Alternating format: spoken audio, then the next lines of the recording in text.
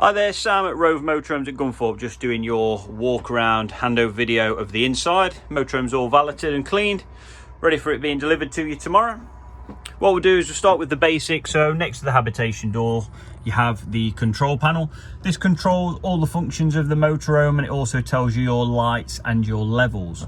So at the very top, you've got the on switch. That basically shuts everything down and turns everything on for you. Next to that, there's a picture of a light which is on its side. That is purely your awning light. So outside above the door, there'll be an awning light. That's on and that's off. At the very bottom, you've got a picture of a tap.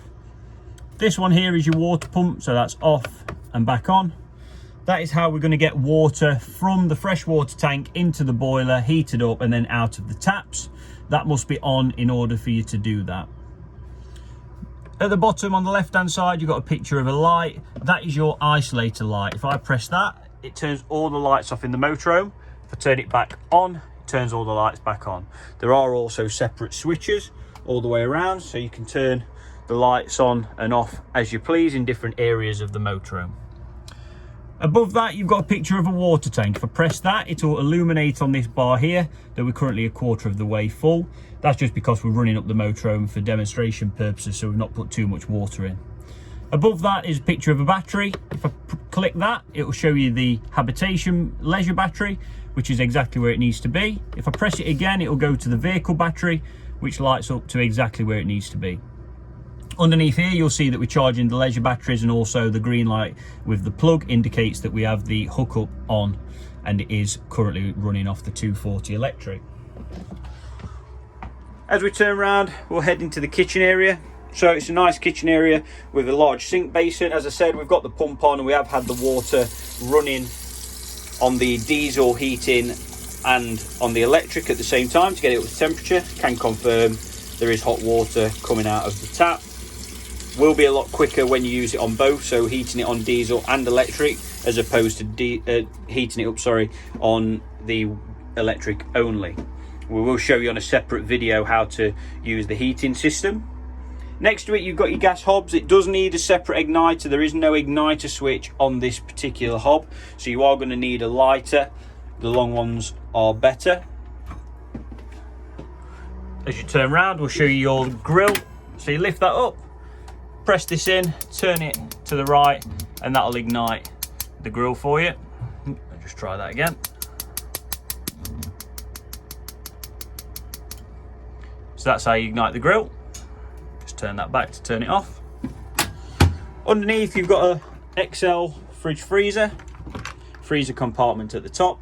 Currently, it's running on electric, and that's indicated by the plug just here. Can confirm it's been on for a while now, and it is getting nice and cold for you.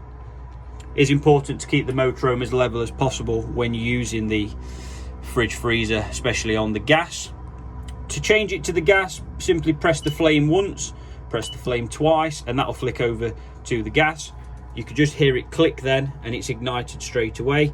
That's now running on gas from the gas bottle that's attached. You would use that if you were off grid, so you didn't have electric hookup.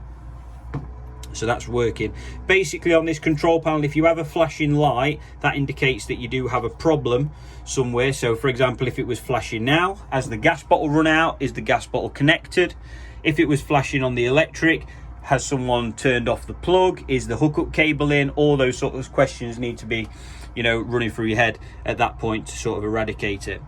If I flicked it on there to the battery, that is simply the vehicle battery, meaning that it will keep the food and everything fresh as you're traveling. As you can see, that is now flashing and giving me a warning. That is because the ignition isn't on, so it's telling me that you're currently running it on the vehicle battery, but you haven't got the ignition on. So what I'll do is I'll flick it back to the plug, and that'll then eliminate that, because I'm currently hooked on to 240, and I'm now running the fridge back on electric.